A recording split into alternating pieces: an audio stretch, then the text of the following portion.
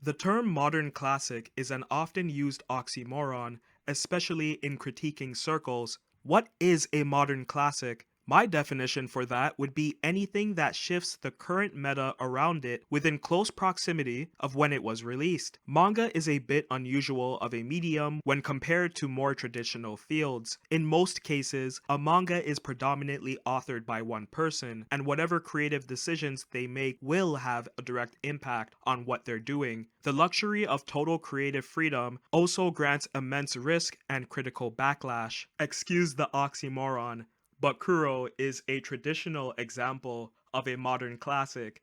And excuse the cop out, because I'm not going to be able to review Kuro in a traditional manner. I want to convince you enough on the merits of the mangaka's work, but I also want you to go into the story mostly blind, like I did, as that's how it's best enjoyed. But take my word for it, Kuro is a very good manga that should be on everyone's to-read list. Authored by Somato, Kuro was the manga that came immediately before his breakout hit, Shadow's House. Here, you see him develop his trademark style in real time, but you're also examining an author who's doing something very different with the medium of manga. Kuro is a brisk read. Despite there being several hundred chapters, it's really only 3 volumes. It's also almost entirely in color, and each chapter lasts just a single page. Knowing this before I started reading Kuro was great. I don't really like webcomics because the creators usually play with formatting when they don't have the technical ability to do it properly. It's only okay to bend the rules of art when you actually know why they exist in the first place, and colored manga was never for me either. Most of the time it looks like shit because, again, it's usually fans who are coloring in these panels, and a lot of them don't understand how to be a colorist. Manga is drawn with the intention that the absence of color, providing depth, will be picked up by shading and line quality. And also, the quality of the source material matters the most.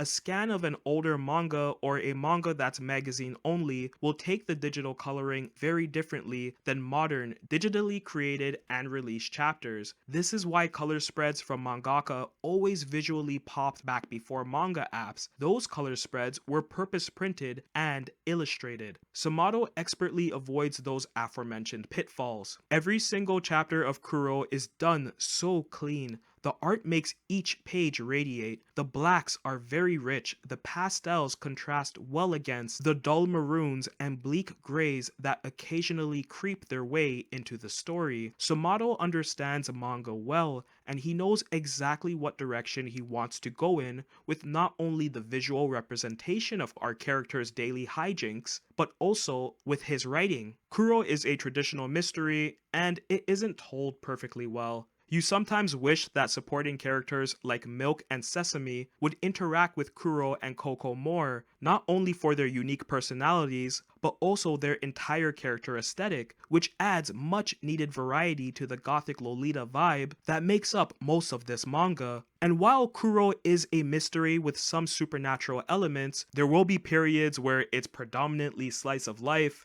and I don't know, that kind of turns me off the story too sometimes. But Coco really shines through as a main character. She provides much of the dialogue and narration throughout the run. She interacts with her cat in such a loving way, and Kuro also loves Coco, looking out for her and even getting her out of some pretty sticky jams.